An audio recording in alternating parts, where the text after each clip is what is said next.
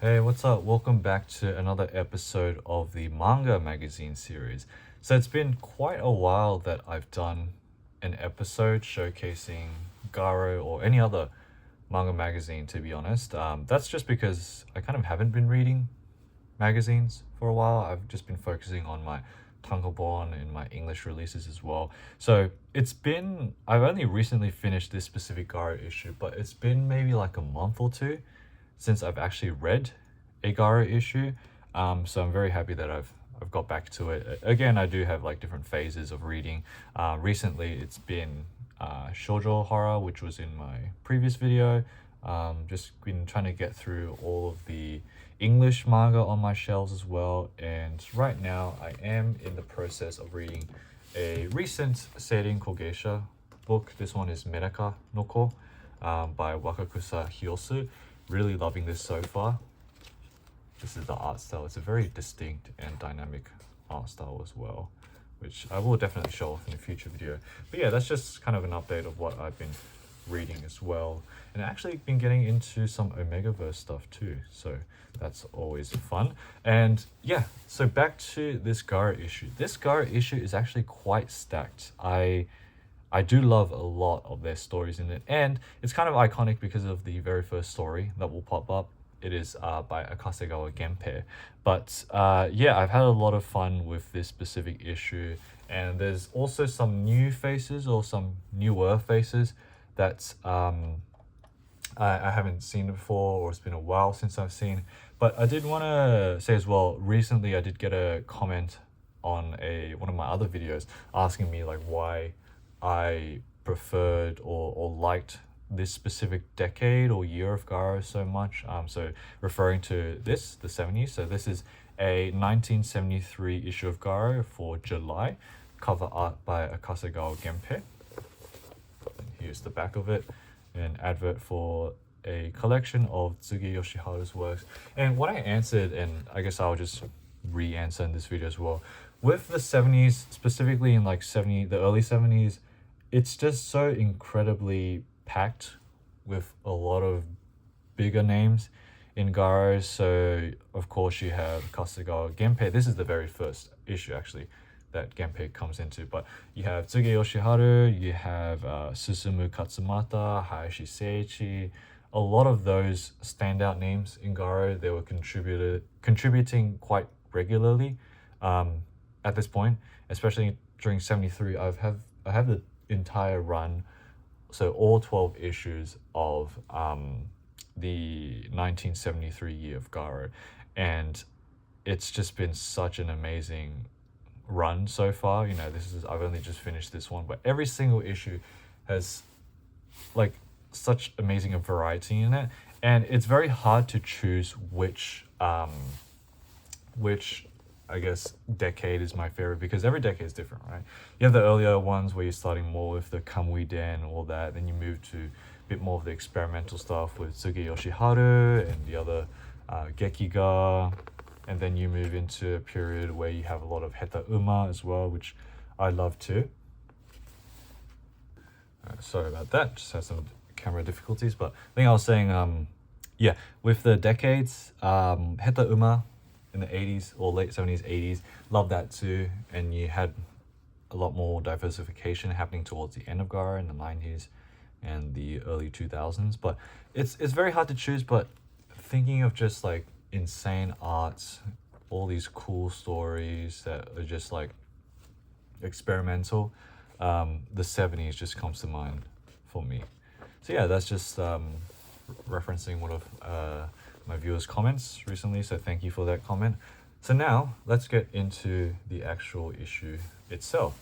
So the very first story that we have is Akasegawa Genpei's very first story in Garo, and it is a meta story that is a parody.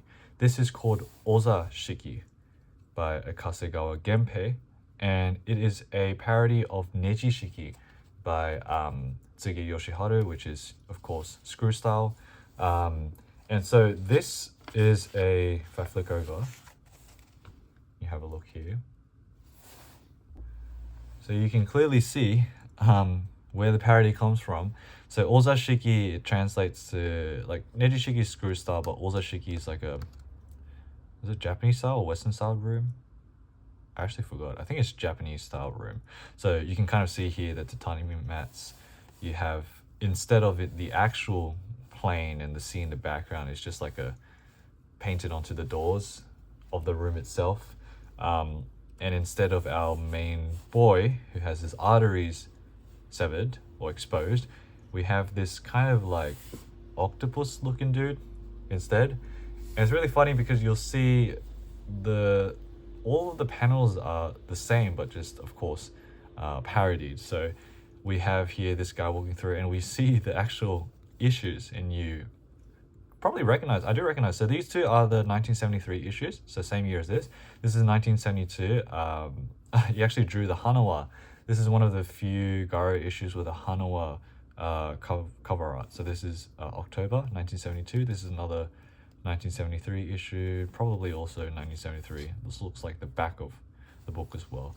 But essentially kind of some background for this story that I was looking up on. So Akasegawa Genpei was friends with Minami Shimbo, who was an editor at Garo and also a mangaka as well, that he would draw for Garo, but after a lot of like urging, he finally ended up writing this, because this story is the product of that. It's a parody and as well focuses on kind of like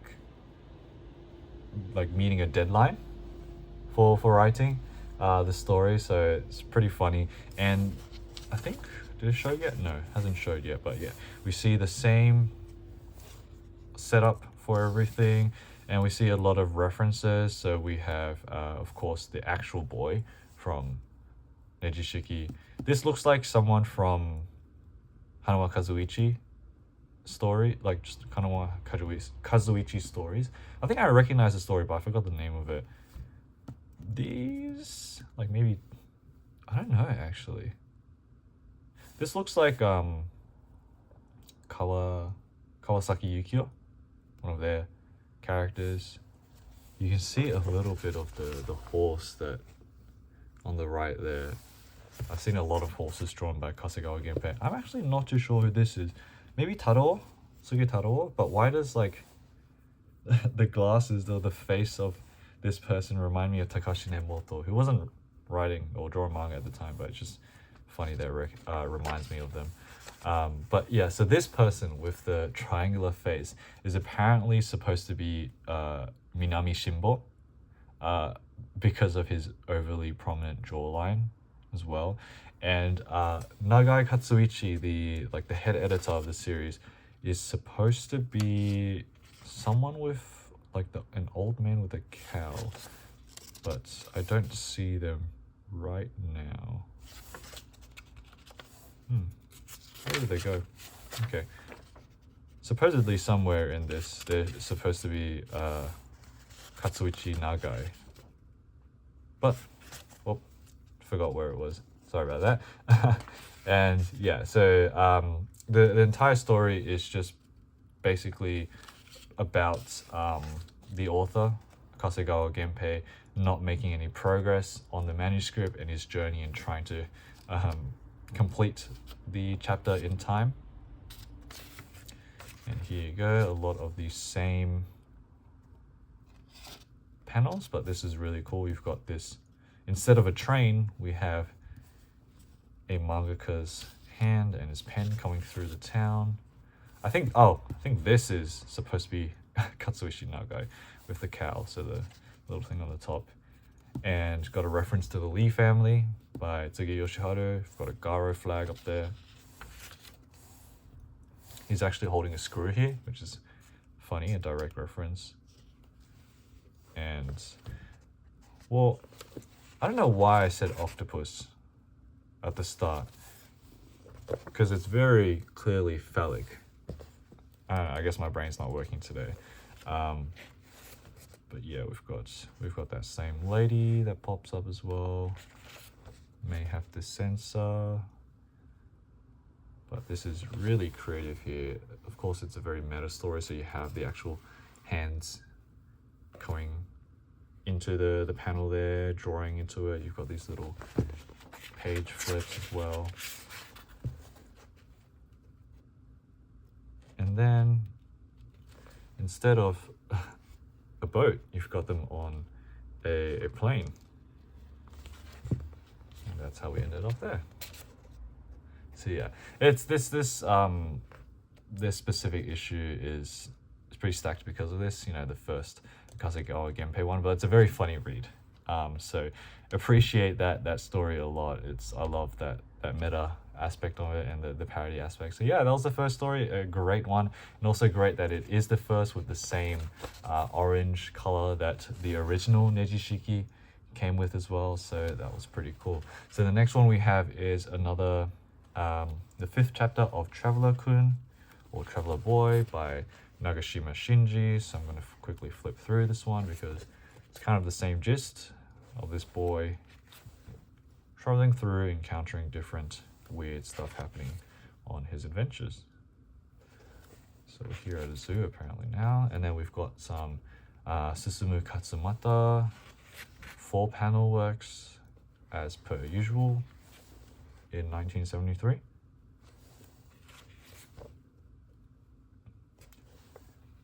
Okay, and then this one, so this is the first time I've encountered this specific mangaka. So this is a story called Octopus Pot, so Tako Tsubo, by a mangaka named Naka Keiko. So this is apparently the mangaka's last Garo work, actually. So interesting dynamic. We have Akasegawa Genpei's first story in this issue, and then Naka Keiko's last story in Garo in general. And so they passed away in 2010 due to an illness at the age of 64. So this is according to a tweet from an ex-editor-in-chief of the Nagai Katsuichi Museum. So I will link that in the description. After stopping Garo, the manga, they continued to draw for other like shonen magazines, and was an assistant to Dokuman, a mangaka, which I'm not sure who they are exactly, but that's the information I got. And this specific story is a kind of confusing one. Something about maybe this boy's father or someone's father, or this man in a ship at sea, but we're focused on the town at home. I love this little panel here because it's such a weird, it's like two different worlds colliding, like a Spider-Verse type thing. I thought it was a very funny panel to see. But as we go on the story, we follow a bit of the family's perspective, I think. Love this panel as well. This reminds me of that technique that I don't know if it's a technique, but Maruo Suehiro does. He kind of misplaces the eyes on characters sometimes. He like duplicates their faces or features, that sort of thing. Just reminded me of that. These two silhouettes, they actually remind me of a Tsuge Yoshiharu story. It was in the Nejishiki English edition put out by Drawn and Quarterly. It was the one with the mask, the innkeeper. I don't remember that specific story, but the silhouette just looks like a Tsuge Yoshiharu character, to be honest. But yeah, in terms of what happens, this boy is also digging through these pots, saying that an octopus might be alive and is asking for help. An interesting thing to do. Yeah, overall I didn't understand the story, but an interesting one to flip through either way. Okay, so that was Octopus Pot by Naka Keiko. Next thing we go through, this is another first actually. So this is the first chapter in Garo that Tani Hiroji had put out. So Tani Hiroji did Guns N' Roses. I've shown them off on the channel before in various videos.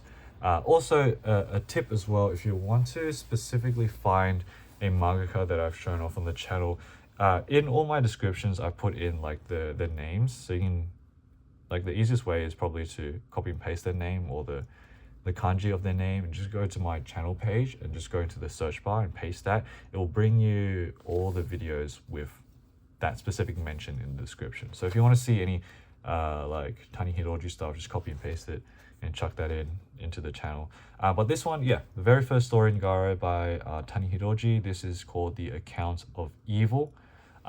So it was hard to make out, but this seems to be a gang type of story. So a couple of people are looking for this guy named Fauriano, and throughout we have some, of course, hard-boiled gang bosses smoking their cigarettes, getting into fights, and here we go, gunfights, ambushing a van, some betrayals happening. So yeah, this was a standout because I love how, like, you know, we've got some people's first stories in Garo, some people's last stories in Garo as well. So it's a very interesting lineup. Okay, so we've got inside someone's lair, even more gunfights. So I don't know why they're looking for this guy. Seems to be maybe this dude, but yeah. Not too sure. Okay, so that was Tani Hiroji. Now we'll move on to the next one. This is by a mangaka that I featured before on the channel. This is called Full Moon Udon Night by Gon Yasutoshi. So Gon Yasutoshi I have shown off on the channel before. I forgot which specific issue it was, but I believe it's 1973. And the one that I showed off before was an amazing one. It was very detailed. I'll try to find which one it was before, but Gon Yasutoshi has a very detailed art style. Love their stuff. This one actually is more of a wholesome story. So we follow this kid. Which kid was it? One of the kids here. This kid, yeah.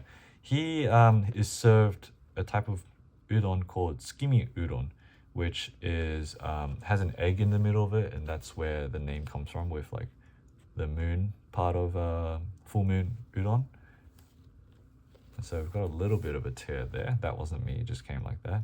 But yeah, it's kind of him just, you know, he eats the udon, and after he eats it, he craves it, wants to eat more tsukimi udon. So it's a shorter story, but just a wholesome one, because, you know, he's asleep here and he looks out to the moon and he just thinks, oh, talks to his sister, like he says here, the tsukimi udon was very delicious, very nice. Yeah, just ends up there. So a wholesome one. In contrast to the previous story that I showed off for him, because it wasn't wholesome. It was more of like a mystery horror-esque sort of story. So that was cool to see that contrast between the two. Now we move on to another story here, which is a standout in this issue. So this is an Untitled story. This one is by a mangaka by the name of Sakaguchi Hisashi, who was not only a mangaka, they were also an animator and anime director who worked for Mushi Production. So I believe Mushi Production was Tezuka's production. So this one, yeah, is an untitled work. And the reason why it's such a standout is you look at the detail there. You can see even in the eye, you can see what the eye is looking at as well. But it is a short one-shot that's just followed this guy's inner thoughts, reflecting on someone he knew that passed away. Not sure who that person is, but it's just looking back at the experience of losing someone. And I'll show this off in more detail. But the main part of this is the visual metaphors that come through as well. So we have this guy sort of growing out of it. And I love here how it's not intentional, but you know, you can see this whole page is supposed to be someone that is re-emerging, but you see this little shadow there? That's actually of the next page that pops through. I just love how unintentionally that ink from the page behind kind of fits in with the actual page itself of like this person emerging or a new form emerging. But it's a very, when I read this, it's a very quiet one shot. And so you have just the shell here instead. So a beautiful chapter by Sakaguchi Hisashi. I was recommended as well to check out another one of Sakaguchi's works titled something like 12 colors, 12 stories, something like that. So I will have to look at that in more detail in the future. But yeah, that was a standout chapter in this specific issue. Now we move on to another chapter by Satou Yoshiaki. This is called Ostracism. We have featured in another 1973 issue, but this one is a weird story as well. So this guy gets headaches. You can see him banging his head on these gravestones. Bit of a weird guy, I guess, but he becomes friends with this kid when he starts doing handstands, and this kid comes along. He also wants to learn how to do those as well. So I guess they hang out for a bit. But the guy is, well, ostracized by the rest of the town, so the kid gets in trouble too, I guess. That's what I could infer or get from the story. But yeah, I think I've read in total 2 other Satou Yoshiaki chapters. Very interesting works. They're usually weird most of the time, but I like these panels, the specific, like the landscape behind everything. Looks very experimental. Yeah, so now we'll continue to another Tale of the Gourd Heard by the Rich Man story by Kou Shintaro, which I'm going to quickly flip through. And then we have another Pukaritopia chapter by Iwamoto Kyuusoku. This one, it seems to be that they are focusing on turning themselves into human magnifying glasses. So concentrating the sun to burn each other, I guess, in the water. Great place to be doing that. We've got a story here called White Day by Akiyama Shigenobu. Extremely full panels with dialogue, with details.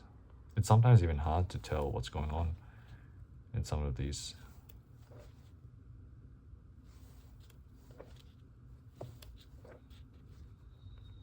Okay.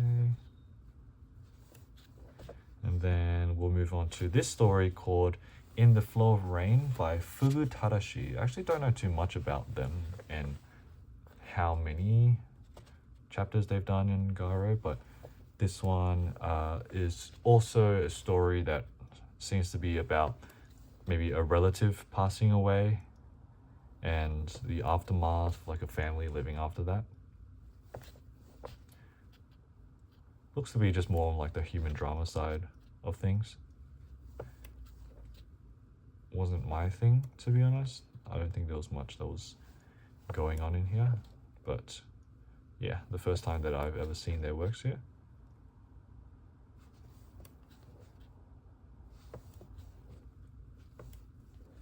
Okay, and then we have another chapter of Jarida by Fujisawa Mitsuo. So this seems to be a series just featuring these trio of boys just getting up to very mischievous things. So we've got this guy playing around with his slingshot, hitting himself in the face. They also start getting into drinking alcohol. This guy just starts getting drunk.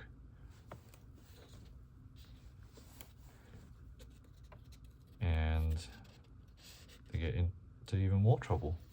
And the last story we have is called, I think it's something like American Celluloid. I don't know what the official translation of this is because this does appear in Red Red Rock and other stories by Hayashi Seiichi. So that's the English version. It was put out years and years ago. That's another book that's on my bucket list to get. But from what I've seen, because it is a bit of a confusing story, it does reference Hayashi Seiichi's mother and her mental health issues. So this seems to be a representation of that. but it's a very like dark in terms of its visuals, like very ink heavy in a lot of the panels. And then we have a very last part. This is, of course, Ryuzan Aki's Canned Nonsense series. So some more nonsense strips and panels from Ryuzan Aki. And that is the end of today's Garo issue. Got some other stuff happening in the back. What was that? I think I just saw something. Oh, just more birds. Yeah. Got Shirato Sanpei, looks like. Here's the back of it, and there we go. So yeah, that was the 1973 issue, or July issue of Garo. Quite a stacked issue. I loved reading this one. A lot of new faces and a lot of recurring faces as well. But yeah, always happy to be reading the 1973 year of Garo. So now I've only got a couple of these 1973 issues left. So I do plan to just read the rest. So August all the way till December, in order before I get to any other Garo issues. But yeah, we'll be continuing this manga magazine series. I know it's been kind of infrequent, but we'll see how we go in terms of my my magazine reading. But yeah, hope you have enjoyed this one. We'll see you in the next one. Bye.